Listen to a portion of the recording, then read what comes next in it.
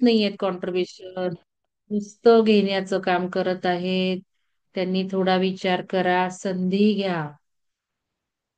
आज आपला 16वा अध्याय आहे, गुरु सेवा कशी करावी. बघा, सेवेबद्दलच आहे. किती छान आहे. गुरु सेवा कशी करावी याबद्दलची धौम्य मुनींच्या 3 शिष्यांची कथा. सर्व शिष्य यात्रेला गेल्यानंतर पुढे काय झाले, गुरुजवळ कोण राहिले, असे नामधारकाने विचारल्यावरून सिद्ध सांगू लागले. 1 वर्षपर्यंत श्री गुरु वैजनाथ तीर्थाजवळच गुरु गुप्त रूपाने राहिले आणि त्यावेळी सिद्धच काय ते एकटे सद्गुरूंपाशी होते. त्या ठिकाणी एकदा एक ब्राह्मण मुनी सद्गुरूंकडे येऊन नमस्कार करून सद्गुरूंनी आपल्याला तारावे, आपले अज्ञान दूर करावे, आपला उद्धार करावा असे विनवू लागला. बरेच दिवस तप करूनही आपले मन स्थिर होत नाही आणि आपणास ज्ञानाचा मार्ग सापडत नसल्याचे तो म्हणू लागला. आपल्याकडून गुरुसेवा फारशी प्रयत्नपूर्वक झाली नाही आणि म्हणूनच कदाचित आपले मन स्थिर होत नसावे, असेही तो म्हणाला. आता तुम्ही उपदेश करावा म्हणजे त्वरित ज्ञान होईल, कारण आपल्या विश्वाचे तारक जगद्गुरु आहात, असेही तो म्हणाला. बघा, मन स्थिर व्हायचं खूप महत्वाचं आहे आयुष्यात. आता त्या मगाशी मॅडमचं नाव घेतलं ना मी, त्यांनी मला आज फोनवर तेच सांगितलं, हो मॅडम, इतकं छान वाटतंय ना, खूप सुंदर तुम्ही करत आहात. तर मनात विचारच येईना झालेत आता. मग मी म्हटलं, खूप छान, तुम्हाला 2-3 दिवसात रिझल्ट आला, पण तुम्ही ग्रुपवर सांगा ना. तर त्या म्हणाल्या, नवीन असल्यामुळे कळत नाही कसं लिहावं, काय लिहावं. अहो म्हटलं, लिहिण्यानेच सुरुवात होईल. मग त्यांनी आज टाकलं बघा, मनात विचार येत नाही. तर मन स्थिर व्हायला इथे सांगितलेलं आहे की सेवा व्यवस्थित झाली नसावी, म्हणून मन स्थिर होत नसावे. हे वाक्य खूप महत्वाचं आहे. मन केव्हा स्थिर होतं, की सेवेनीच मन स्थिर होतं. सेवेमुळं जे मनामध्ये एक सॅटिस्फॅक्शन लाभतं आपल्याला, त्यामुळे मन स्थिर पण होतं. मन स्थिर झालं की, हा बोला, म्यूट करा. मन स्थिर झालं की बऱ्याच गोष्टी चांगल्या घडू लागतात. म्हणून आपण मनाला स्थिरत्व आणायचं असेल तर ही गुरुसेवा घडली पाहिजे. आता गुरुसेवा म्हणजे काय हे पुन्हा पुन्हा मी सांगणार नाही. आपल्या गुरुसेवा बदलल्या पाहिजेत, याचं भान तुम्हाला नक्कीच आलं असेल. सद्गुरू हसून त्या ब्राह्मणाला म्हणाले, गुरु शिवाय तू मुनी झालासच कसा? हे आधी बघा आता, हे आधी मला सांग. तेव्हा त्या ब्राह्मणाला वाईट वाटले, रडू आले आणि दाटून आलेल्या गळ्याने तो सांगू लागला, माझे एक गुरु होते, पण ते फार कठोर निष्ठुर असे बोलत असत. न करता येण्याजोगी किंवा करू नये अशी सेवा मला सांगत असत आणि त्यांनी मला अगदी गांजून टाकले. वेदशास्त्र, तर्कशास्त्र, व्याकरण यापैकी काहीच ते शिकवत नसत. आणि थोडस ना, श्रद्धा मॅडम, तुम्ही आता बोला, वाचून झालं की, आता मॅडम जे ध्यान घेतायत ना, त्या पुढं आल्या, त्या काही करतायत. आणि सविता मॅडमनी केलं, याच्यातून आपण नेहमीच बघत आलो त्यांच्यामध्ये काय बदल झाले. तुम्ही पण सांगा, त्या ज्या आज सेवा देत आहेत त्यातून त्यांचीच प्रगती होत आहे. तर थोडस तुम्ही आज बोला. अद्याप तुझे मन स्थिर झाले नाही असेच नेहमी म्हणत असत आणि आणखी काहीतरी दुसरी सेवा सांगत. माझे मन स्थिर नसल्यामुळे मी त्यांचे शब्द वाया घालवीत असे. त्यामुळे माझे गुरु माझ्यावर आणखीनच रागवत असत. असे बरेचदा झाल्यावर एक दिवस मी गुरूंवर रागावून त्यांना सोडत आलो. हे त्यांचे बोलणे ऐकल्यावर श्री नृसिंह सरस्वती सद्गुरू हसले आणि म्हणाले, अरे ब्राह्मणा, तुझा तूच आत्मघात करून घेतला आहेस.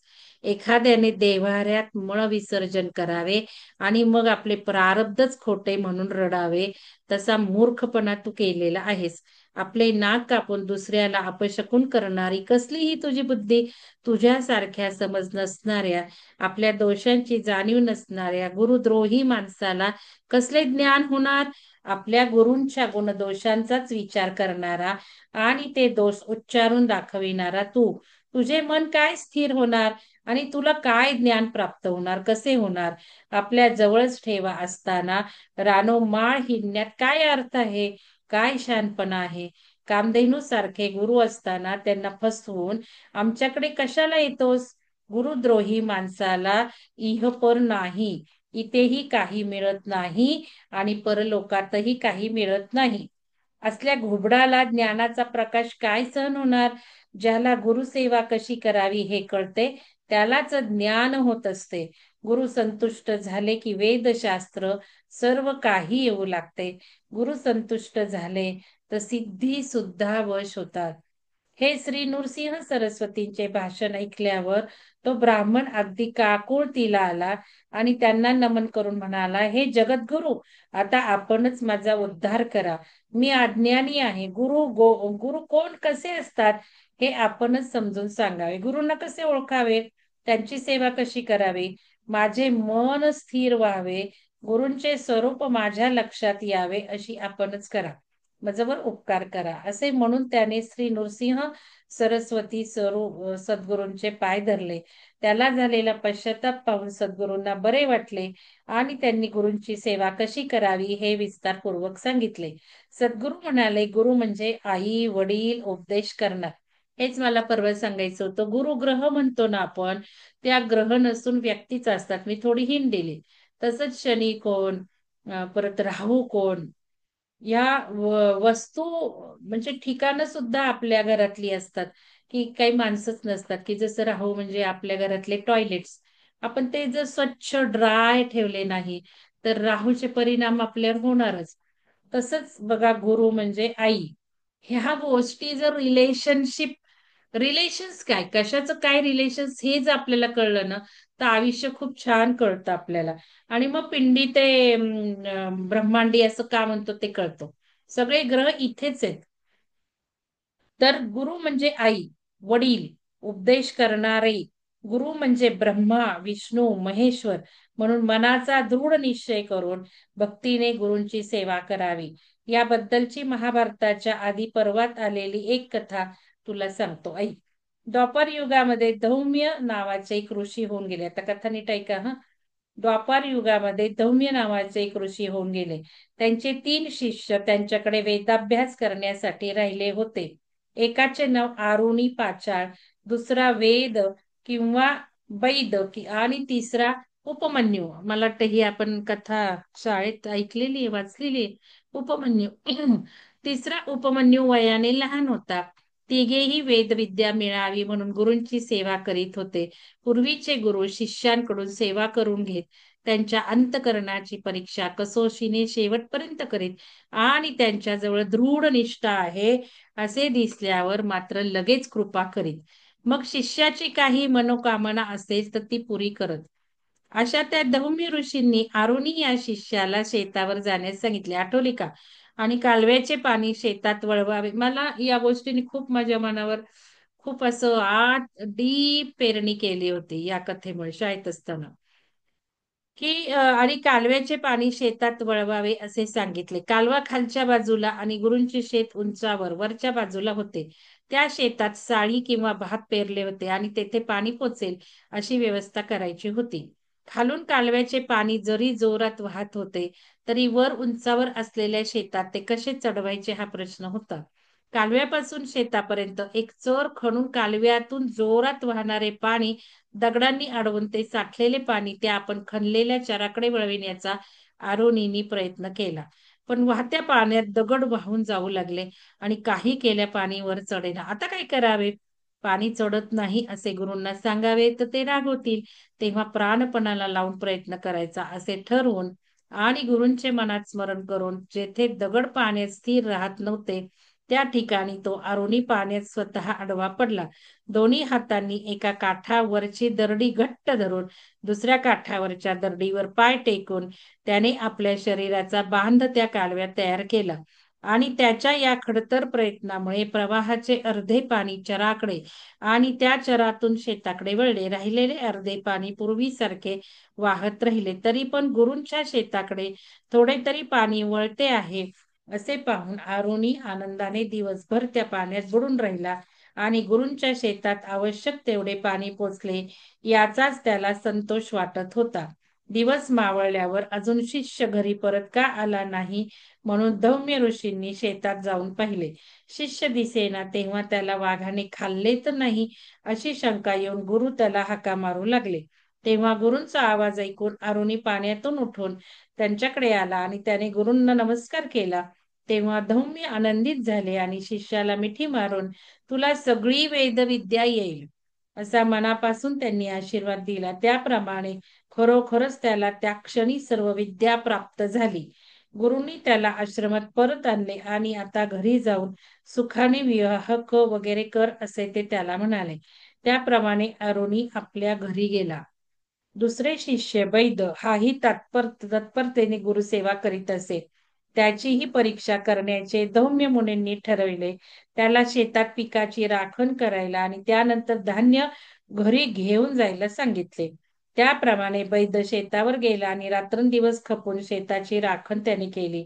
त्यानंतर पीक कापून धान्याच्या राशी भरून तयार ठेवल्या आणि आता घरी आणावयाचे की काय करायचे ते विचारण्यासाठी वैद्य गुरुजवळ आला. धौम्य गुरूंनी त्याला धान्य घरी आणायला सांगितले आणि त्यासाठी एक गाडा आणि त्या गाड्याला एक रेडा जुंपून दिला. वास्तविक गाडा ओढण्यासाठी 2 रेडे किंवा 2 बैल हवे होते.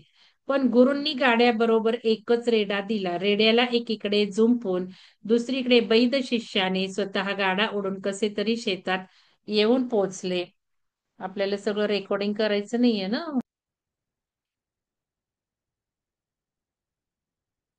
टिप्प बघा.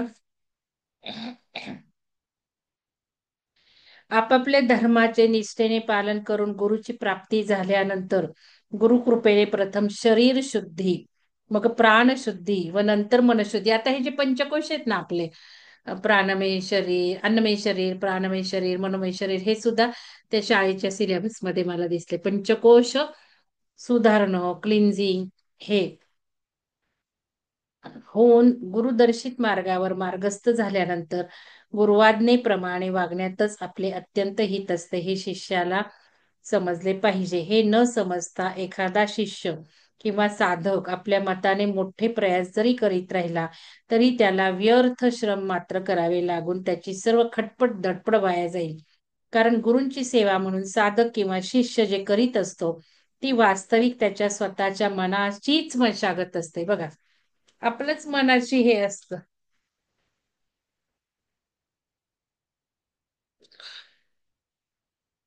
बघा, आमच्याकडे सारख्या अँब्युलन्स अशा धावतात बरं का.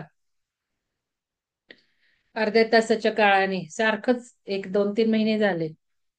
कारण गुरुची सेवा म्हणून साधक किंवा शिष्य जे करीत असतो ती वास्तविक त्याच्या स्वतःच्या मनाशीच मशागत असते आणि ती गुरूंच्या आज्ञेप्रमाणे वागण्यातच चांगली होत असते. गुरुवाज्ञेशिवाय किंवा गुरुवाज्ञेला डावलून आपल्या मतानेच मोठे प्रयास करण्याची साधकाची बुद्धी ही अहंकार वाढवणारी व त्याला गुरुपासून दूर नेणारी व गुरुकृपेला बाधक मारक अशी असते. उलट गुरूंची सेवा अगदी कनिष्ठ प्रतीच्या कर्माद्वारे पण मनापासून भक्तिपूर्वक केली तर गुरु शिष्यामध्ये जवळीक, आपलेपणा, जिव्हाळा वाढतो आणि गुरुकृपेचा ओघ शिष्याकडे मुक्तपणाने वाहू लागतो. हे या अध्यायातील धौम्य ऋषींच्या 3 शिष्यांच्या पौराणिक कथेद्वारे श्री नृसिंह सरस्वती सद्गुरूंनी आपल्याला स्वतःला मुनी म्हणवणाऱ्या पण गुरूंनी सांगितलेल्या सेवेने त्रासून गुरूंना सोडून आलेल्या एका आत्मघातकी ब्राह्मणाला समजावून दिले आहे. हा मुद्दा स्पष्ट करून सांगताना जी पौराणिक कथा श्री नृसिंह सरस्वती सद्गुरूंनी त्या आत्मघातकी ब्राह्मणाला सांगितली त्यातले धौम्य ऋषींचे 3 शिष्य म्हणजे, आता बघा, जरी कथा आहे तरी त्यातनं बोध घेता आला पाहिजे. कथा काय सांगतायत, कथा सांगण्याचं प्रयोजन काय, सार काय आहे, मॉरल ऑफ द स्टोरी काय आहे, कथा काय इंडिकेट करते. जसं ब्रह्मा विष्णू महेश मगाशी आलं ते 3 माहिती आहे आपल्याला, अणु रेणू प्रोटॉन. तसं बघा आता त्या आत्मघातकी ब्राह्मणाला त्या धौम्य ऋषींचे 3 शिष्य म्हणजे कोणते बघा. सत्व, रज, तम गुण प्रधान असणाऱ्या 3 प्रकारच्या प्रवृत्ती आहेत. सत्वगुण, रजगुण आणि हे तमोगुण, ह्या 3 गुणातच सगळं आपलं सामावलेलं असतात प्रवृत्त्या. या 3ही प्रवृत्त्या आहेत. पहिला आरुणी हा सात्विक प्रवृत्तीचा आहे. उंचीवर असणाऱ्या शेताकडे पाणी वळवण्यासाठी त्याने निश्चयपूर्वक जे प्रयास केले त्यामुळे जोरात वाहणाऱ्या कालव्यातले निदान निम्मे पाणी तरी एकदम शेताकडे वळले. म्हणजे सात्विक वृत्तीचे जे भक्त गुरूंनी आपल्यावर सोपवलेले काम मनापासून करतात. त्यांच्या मनोवृत्ती गुरुच्या कामाकडे, सेवेकडे एकदम वळू शकतात. फक्त तसे व्हावे असे त्यांनी आरोनीप्रमाणे पाण्यात स्वतः आडवे पडून आटोकाट प्रयत्न केला पाहिजे. बाहेरच्या विषयांकडे माणसाचे मन ओढले जाते, कारण ते स्वाभाविकपणे बहिर्मुख असते. जसे पाणी उत्तराच्या दिशेने उताराच्या दिशेने स्वाभाविकता सहज वाहते, त्यासाठी प्रयत्न करावे लागत नाही. पण उताराच्या दिशेने वाहणाऱ्या पाण्याची दिशा बदलून ते प्रवाहापेक्षा उंचीवर असणाऱ्या आपल्या शेताकडे वळविण्यासाठी प्रयास करावे लागतात.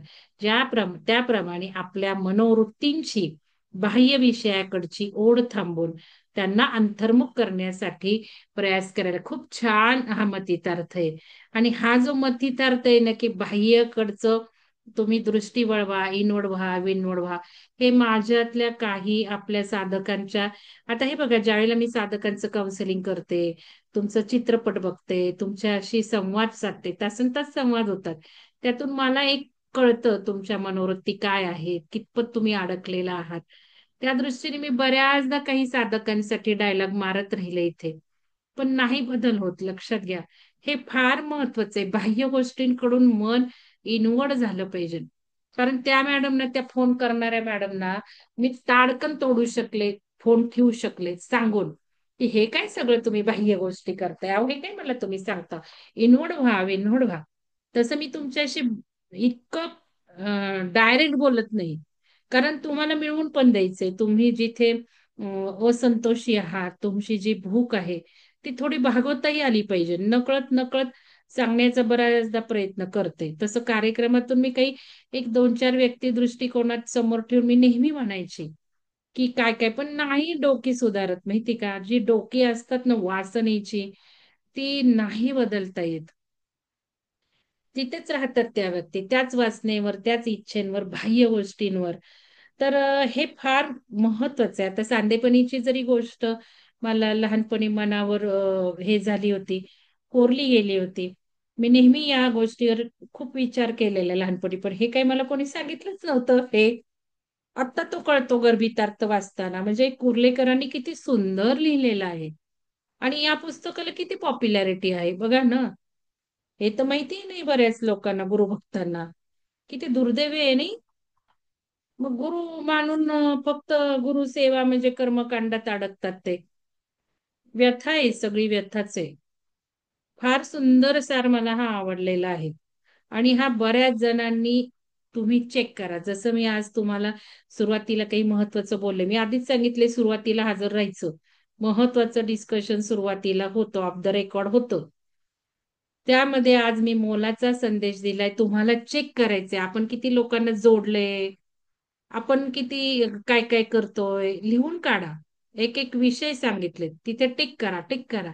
जे राहिले ते करायचा प्रयत्न करा. आपोआपच प्रवृत्त्या बदलत जातात आपल्या. त्या प्रवृत्ती बदलासाठीच त्या गोष्टी आहेत.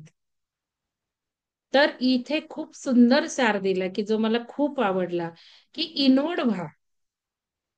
त्याप्रमाणे आपल्या मनोवृत्तींची बाह्य विषयाकडची ओढ थांबून. मग बाह्य गोष्टी कुठल्या? चेक करा. माहितीये, आपल्या प्रगतीशिवाय सगळ्या गोष्टी बाहेर. छान कपडा घालणं, छान दिसणं, हे सुद्धा मला बाह्यच वाटतं. खरंच सांगते तुम्हाला. कारण तिकडच ओढ आहे, आपण सुंदर दिसावं, आपण दागदागिने घालावे, आपण मस्त ड्रेस, साड्या घालाव्यात, आपण फिरायला जावं, आपण सुंदर सुंदर खावं. या सगळ्या वासनाच आहेत अडकलेल्या. सात्विक दिसानं जे तुम्ही काम करताय त्याप्रमाणे दिसलं पाहिजे. नाहीतर काय आपण प्रकारचे कपडे घालतो, कसे इथे कार्यक्रमाला बसतो, बघा तुम्ही इकडं तिकडं कसं चाललेलं आहे. मग या गोष्टी लक्षात येतील. कशाचा लक्ष लक्ष कुठं आहे, किती बाह्य गोष्टीत मन अडकले. अजून आपल्याला किती काय काय गोष्टी हव्या आहेत. म्हणजे आपण इनवड झालेलं नाही. मग आपल्याला इनवड व्हायचं नाही. इनवड झालं की सगळ्या व्यथाच संपतात हो. एकच व्यथा उरते, ध्यास, ध्यास, ध्यास. म्हणून जर आपण हे इनवर्ड राहिलो, बाह्य विषयांकडची ओढ थांबवली आपण. आता दुसऱ्याची सेवा ही काही बाह्य नाहीये गोष्ट, ही स्वतःसाठी आपण ती दुसऱ्याची सेवा करतोय, स्वतःच्या आत्मिक विकासासाठी, स्वतःच्याच उन्नतीसाठी. ती उन्नती वेगळी. धन, संपत्ती, कपडा, लत्ता, दागदागिने, खाणे, पिणे, चंगळवादी राहणे ही काही स्वतःची सेवा नाही. स्वतःचं आत्मसमाधान त्याने कधीच होत नाही. एंडलेस लिस्ट असतात त्या, एंडलेस. त्यामुळे ही बाह्य विषयांकडची ओढ थांबवता आली पाहिजे. त्यांना अंतर्मुख करण्यासाठी प्रयास करावे लागतात. सात्विक वृत्तीच्या लोकांनी निश्चयपूर्वक गुरूंवर निष्ठा ठेवून असे प्रयत्न केल्यास त्यांना आपल्या मनोवृत्ती अंतर्मुख करता येतात. तसे झाले की गुरूंना संतोष होतो आणि त्यांची कृपा शिष्यावर मुक्तपणे होते. बैद हा दुसरा शिष्य रजोगुणी आहे. त्याला शेताची राखण करून धान्य तयार झाल्यावर ते घरी घेऊन येण्याची सेवा गुरूंनी दिली. शेतामध्ये धान्य तयार होऊन ते पोत्यात भरून घरी आणण्यासाठी तयार ठेवल्यावर बैद गुरूंकडे आला. तेव्हा त्यांनी त्याला एक रेडा जुंपलेला गाडा धान्य घरी आणण्यासाठी दिला. धान्य पुष्कळ होते, 2 खंडी किंवा 4 मन, आणि ते गाड्यात भरल्यावर एका रेड्याकडून तो गाडा नीटपणे ओढला जाईना. म्हणून बैद रेड्याच्या बरोबरीने गाडा ओढण्याची मेहनत करू लागला. पण रेड्याची शक्ती आणि गाडा ओढण्याची दिशा आणि बैद शिष्याची शक्ती आणि त्याला गाडा तिकडे न्यायचा होता ती दिशा यांचा मेळ बसेना आणि दोघांची ओढाताण सुरू झाली. तो गाडा आणि तो रेडा चिखलात रुतले. रजोगुण प्रधान असलेल्या साधकांना आपल्या मनोवृत्ती, विशेषतः तमोवृत्ती, इष्ट दिशेने वळवताना प्रयास पडतात आणि ते प्रयास निर्धाराने करीत असतात. कर्मफळाच्या ओझ्याने भरलेला जड गाडा प्रारब्धाच्या चिखलात रुतून पडतो. तेव्हा ज्याप्रमाणे बैद शिष्याने रेड्याला गाड्यापासून सोडले आणि आपल्या मानेवर सर्व जोखड घेऊन तो सगळा गाडा एकट्याने चिखलाबाहेर काढण्याचा प्रयत्न केला, त्याप्रमाणे तमोवृत्तीच्या रेड्याला, आता तमोवृत्ती म्हणजे बहिर्मुख वृत्तींना सोडून आपल्या रजोगुणाच्या म्हणजे प्रयत्नांच्या साह्याचे कर्मफळाचे ओझे भरलेला सगळा गाडा प्रारब्धाच्या चिखलातून बाहेर काढण्यासाठी प्राणपणाला लावून प्रयत्न करावा लागतो. आता बघा, रजोगुण म्हणजे प्रयत्न, लिहा हा सारे एक वाक्यात. सत्वगुण म्हणजे काय करायचे, रजोगुण म्हणजे काय करायचे, तमोगुण म्हणजे आपल्याला काय करायचं, हे कळलं की या मार्गाने सुद्धा आपली थोडी थोडी उन्नती होऊ लागेल. तर हे कोणीतरी सुंदर वाक्य लिहा. मग हे प्रयत्न आपल्याला वाढवायचे. हा सर्व प्रयत्न गुरुवाज्ञेसाठी आणि गुरुच्या कामासाठी होत असला म्हणजे प्राणकंठाशी आले की सद्गुरू स्वतः प्रकट होतात. वैद्य रजोगुणी असल्यामुळे त्याला अरुणीपेक्षा पुष्कळच अधिक प्रयत्न करावे लागले. पण त्याच्याजवळ गुरुवाज्ञेचे पालन करण्याचा दृढ निश्चय होता आणि प्रयत्न करण्याची चिकाटीही भरपूर होती. म्हणजे तिन्ही शिष्यांवर गुरु संतुष्टच झाले त्यांच्या त्यांच्या सात्विक गुणामुळे, रजगुणामुळे. तर मग म्हणजे एक त्याच्यात गुरु भक्तीतही कुठं ढळलेलीच नाहीये तिघांकडनं. गुरु भक्तीला चिटकूनच राहिले ते, भले संकट प्राण जरी आला तरी गुरु आज्ञेला चिटकून राहिले आणि गुरुपासून दुरावले नाही. गुरूंबद्दल गैरसमज करून घेतला नाही, वाईट समज करून घेतला नाही. कारण आपण जर वाईट समज कशाबद्दलही केला तर तो भाव, ती व्यक्ती, ती वस्तू, ती सगळ्या आपल्याला वाईट देणारच आहे. फळ जे देऊ तेच घेत असतो ना, हा पण रूल आहे ना. जे द्याल तेच घ्याल, जे पेराल तेच उगवाल, तेच असतं. कोणीही राहू देत, लॅपटॉप सुद्धा असू देत. त्या लॅपटॉपला सुद्धा प्रार्थना केल्यावर मला आता दुसरा लॅपटॉप, जे दोन्ही लॅपटॉप बिघडले होते त्यातला एक झाला, प्रार्थना करून शेवटी आपलं टेक्निक वापरून मिळाला. मग दुसरा लॅपटॉप होता तो आता दिला. शेवटी त्याला पण कुरवाळून आणि प्रेमाळून आणि हे करून करून करून तोही आता हातात पडेल 1-2 दिवसात. या सगळ्या गोष्टी शिकता आल्या पाहिजेत आपल्याला. आपली जी टेक्निक आहे ती सगळ्यांसाठी लागू आहेत, निर्जीव वस्तूंसाठी सुद्धा, लक्षात घ्या. उपमन्यू हा तिसरा शिष्य तमोगुणी आहे म्हणून त्याचा आहार जास्त असल्याचे म्हटले आहे. त्याला गायी राखण्याचे काम गुरूंनी दिले आहे. त्याची गुरुवर निष्ठा आहे आणि गुरुआज्ञेचे पालन तो मनापासून खरेपणाने करतो आहे. पण त्याच्या वृत्ती तमोगुणाच्या आहेत. त्यामुळे प्रत्येक तमोगुणात म्हणजे खाण्यापिण्यात अडकलाय तो. त्यामुळे प्रत्येक आज्ञेतून ती पळवाट सापडेल त्या पळवाटेने त्याचे मन बाहेरच्या दिशेने विषयांकडे म्हणजे आहाराकडे आणि त्याद्वारे अन्नमय देहाकडे, म्हणजे त्या मॅडमनं मी जे म्हंटल ना काल, अहो काय तुम्ही अन्नातच बसलाय, साबण तयार करत बसलाय. करा साबण तयार.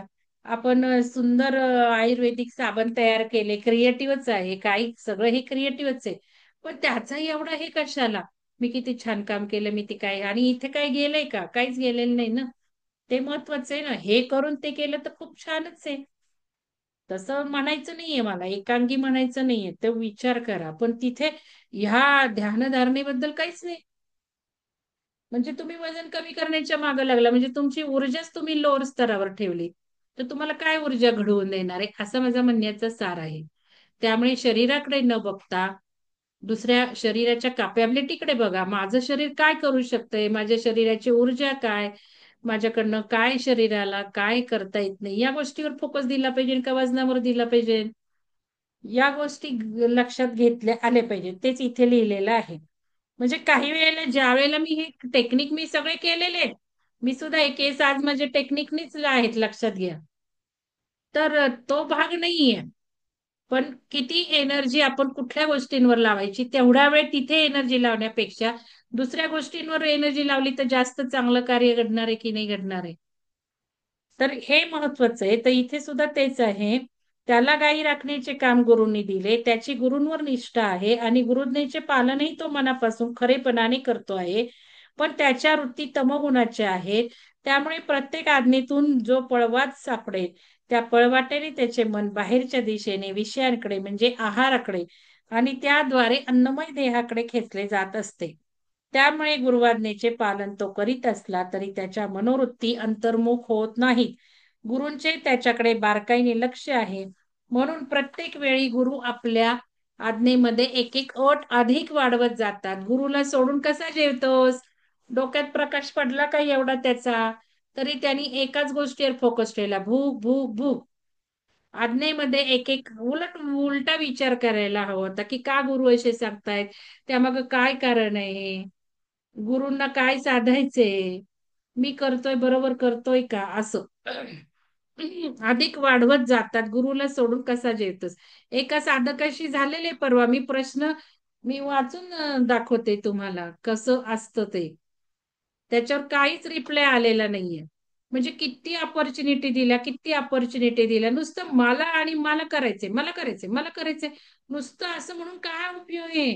अरे तुम्हाला करायचंय ना, मग काहीतरी संधी तुम्ही घेता आहात का? इथे एवढ्या संधी दिल्या जातात. फोन करा म्हटलं की फोन नाही करायचा. मग दुसऱ्या दिवशी मी विचारते त्या व्यक्तीला. मग ती म्हणते नाही मला वेळ मिळाला.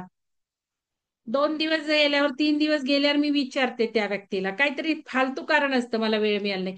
म्हणजे तुम्हाला या गोष्टीचं महत्व नाही. असं नाही का? या गोष्टी का लिहिल्या जातात मी सांगते समजून. जर काहीतरी झालं मला एक लॅपटॉपवर तर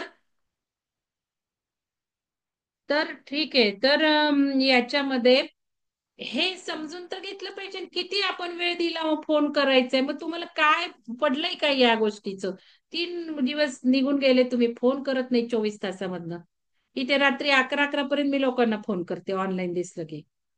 आणि तुम्हाला फोन होत नाही साधं तुमच्याच गोष्टींना कामाला पुढे न्यायचे म्हणजे तुम्हाला कामच करायचं नाहीये.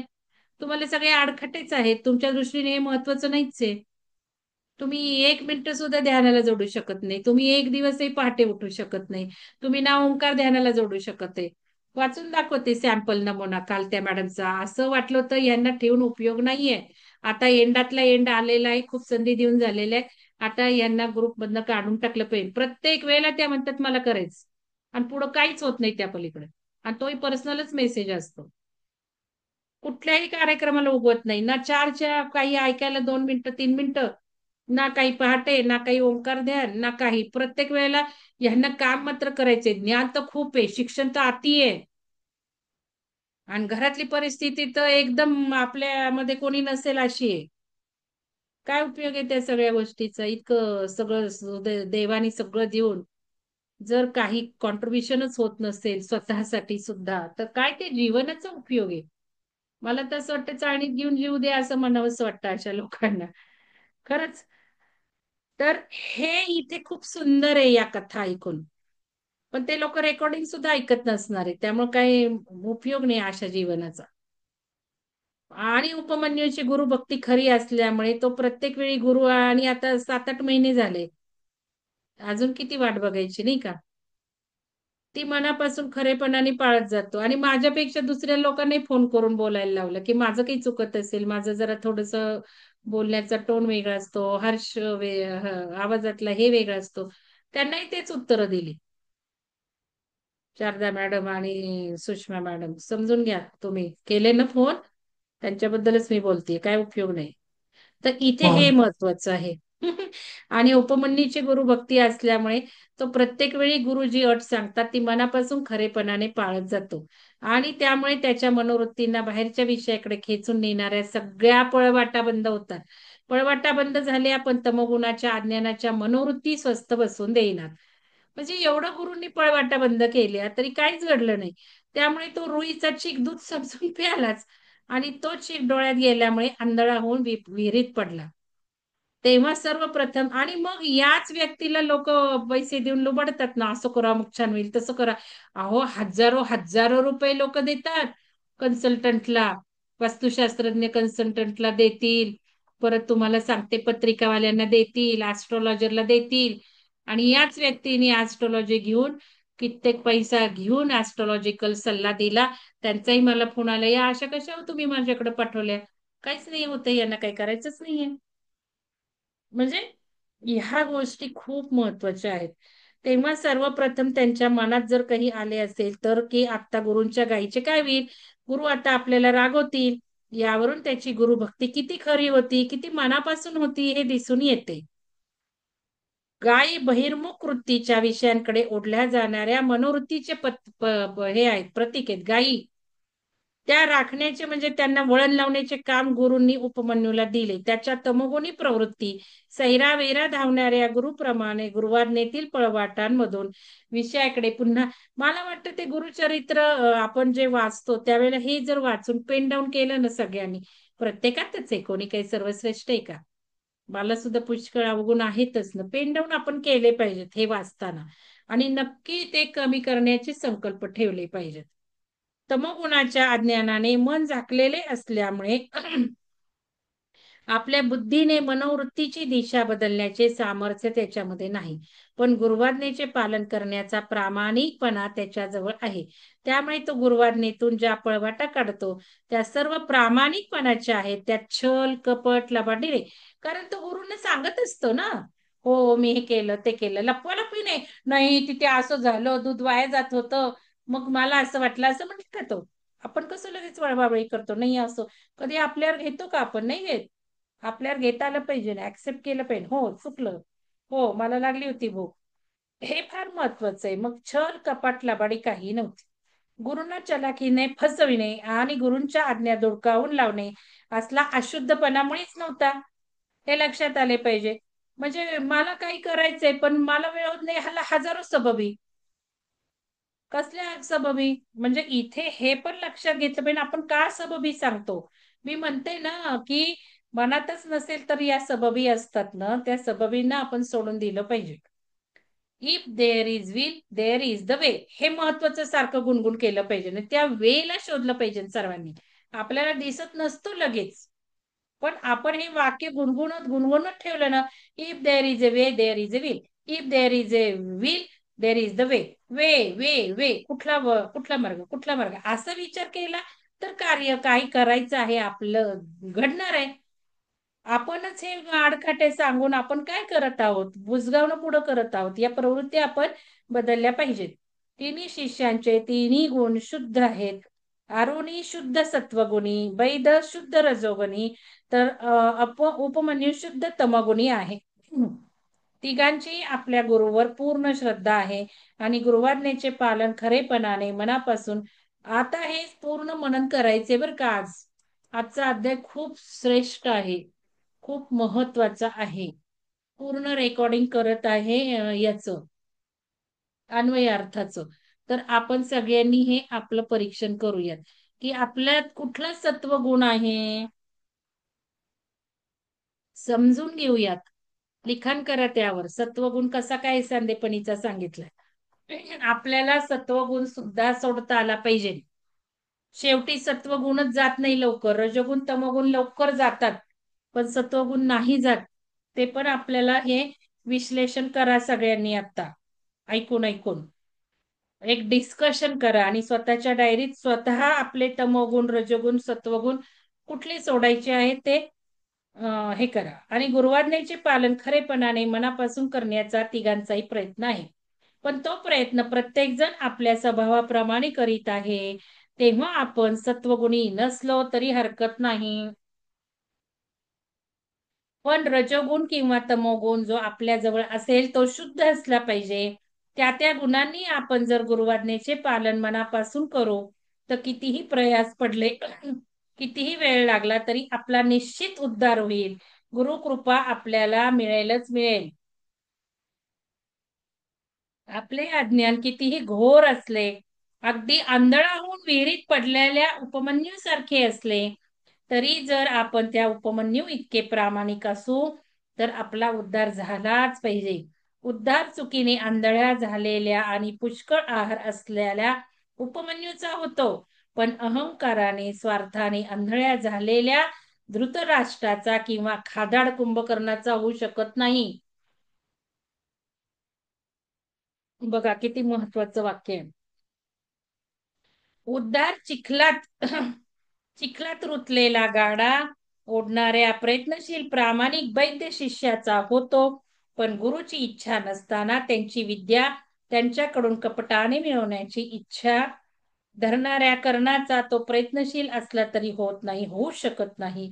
उद्धार पाण्यात स्वतःला बुडवून घेऊन पाण्याचा ओघ निम्मा तरी गुरूंच्या शेताकडे वळविणाऱ्या प्रामाणिक आरोणीचा होतो.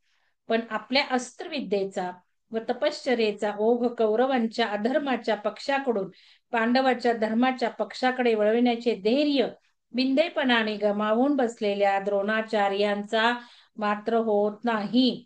धौम्य ऋषींची कथा द्वापार युगातली असून ती महाभारताच्या आदी पर्वात आलेली आहे. आता ती कथेचा रेफरन्स दिला त्यांनी गुरुचरित्रातल्या, त्याच द्वापार युगातील आणि त्याच महाभारतातील गाजलेल्या राजपुरुषाची आणि योद्ध्याची ही उदाहरणे तुलनात्मक दृष्टीने लक्षात ठेवण्यासारखी आहे. आता पुढचं सगळं काही श्लोक आणि काही काही डिस्कशन, यामध्ये काय आणि त्यामध्ये काय असं आहे. आता अध्याय 17वा आहे जीभ कापून घेणाऱ्या ब्राह्मणाचे. आपल्याला 24 अध्याय आहेत आणि हे लवकरच संपेल. सुजाता मॅडम रेडी राहा. आपल्याला ह्याच्यात वाचायचं नाहीये, पितृपक्षात वाचायचं नाहीये. तर पितृपक्षात मला बऱ्याच जणांनी सल्ले दिलेत मी प्रशिक्षण घ्यावे, आणि खूप छान आयडिया आहे ती. कारण पित्र पंधरवडा आहे आणि पित्र पंधरवड्यामध्ये खूप छान काम असतं. तर तुम्ही संकल्प नक्कीच पित्रांसाठी ते काम करतोय असं लिहावा, असं मला वाटतं. 24 तारखेला प्रतिपदा आहे, त्याची मीटिंग मी घेतच आहे उद्या. आज आपली मीटिंग आहे 7 वाजता, महत्वाची. योग शिक्षकांनी कृपया हजर राहा. आजची मीटिंग जर चुकवली तर काहीच तुम्हाला कळणार नाहीये. तुम्ही नंतर वेळ घ्या, पण आजच्या मीटिंगला हजर राहा. मी रेकॉर्डिंग करणार नाहीये. आज तुम्ही जे विषय घेतलेले आहेत त्यावर कशा पद्धतीने काम करायचं आहे ते मी गाईडलाईन्स थोड्याशा देणार आहे. म्हणजे तुम्हाला तयारी करायची आहे. तुम्ही तयारी केल्यानंतर मी निवडणार आहे आणि निवडलेल्या लोकांनाच मी प्रशिक्षण पहिल्या टप्प्यात तरी देणार आहे. याचा अर्थ बाकीच्यांना घेणार नाही किंवा संधी नाही असं काही नाही. संधी सगळ्यांनाच आहे. ज्यांनी नाव नाही दिलं त्यांना पण संधी आहे, पण पहिल्या टप्प्यामध्ये. तर ह्या गोष्टी महत्वाच्या. 8 वाजता आनंदी शिक्षक आणि ध्यान शिक्षक यांची मीटिंग होईल. काही लोक कॉमन आहेत, काही लोक सगळीकडेच करणार आहेत. त्यांनी थांबलं पाहिजे योग शिक्षकांचं झाल्यानंतर सुद्धा. आता बाकीचे काय करू शकतात, बाकीच्यांनी इतर शिक्षकांना या उपक्रमांना मदत कोण करू शकेल याची माहिती द्यावी, त्याचे नंबर द्यावे, त्यांना सांगावं असं. तर दोघा तिघांनी खूप छान काम केलं, त्यामुळे भराभरा सिलेबस GR मिळाले. त्यामुळे मला एक लक्षात आलं जी गरज आहे ते आपण काम करतोय. भले पुढे लगेच नाही जाणार, पण काहीतरी सुरुवात तर झालेली आहे. तर हे महत्वाचं. तर हे जे आता पितृपंधरवडा येईल त्याच्यामध्ये तसं तर पुढच्या शनिवारपर्यंतच मी सांगितले तुम्ही तयारी करा, आणि मग आपण बघू आणि निवड होईल, मग त्यांचं प्रशिक्षण होईल. तर ह्याच्यामध्ये पितृपंधरवड्यात करणं फार चांगलं आहे, कारण ते दुसऱ्यांच्या सेवेचं काम आहे. आणि दुसऱ्यांच्या सेवेचं काम आणि देणग्या हे जरूर तुम्ही संकल्प पितृपंधरवड्यात ठरवावा. तर या महत्वाच्या गोष्टी आहेत. बघूयात कधी प्लॅन करता येईल ते. आणि ट्रेनिंग घेऊन ठेवूयात आपण, कारण माझं ट्रेनिंग दिल्यानंतर मग तुमचं फायनल होईल ना. तुम्ही काय बोलणार आहात, अर्धा तास सगळ्यांनी सेशनची तयारी करायची आहे, जो जो टॉपिक घेतलाय त्याच्यावर. आणि अर्धा तास त्याच्याबद्दल आता मी जे काही सांगणार आहे, हे करा, घाला, ते घाला आजपासून, ते ट्रेनिंगचाच भाग आहे. तर तुम्ही एक ऑब्झर्व करा की कशा एखाद्या प्रोजेक्टवर काम केलं जातं, कसं प्लॅनिंग केलं जातं, हे शिकणं फार महत्वाचं आहे ना. या लिडरशिप क्वालिटीज आहेत, एकमेकांशी कसं काम करून घेणं, या क्वालिटीज आहेत, या सुद्धा तुम्हाला डेव्हलप करायच्या आहेत. एक ग्रुप म्हणून कसं काम करू शकतो आपण, हे शिकलात की बऱ्याच गोष्टी लक्षात येतील. आता कोणाला सांगायचं आहे का? श्रद्धा मॅडम तर बोलतीलच. तर मी थोडस वेगळं रेकॉर्डिंग करते.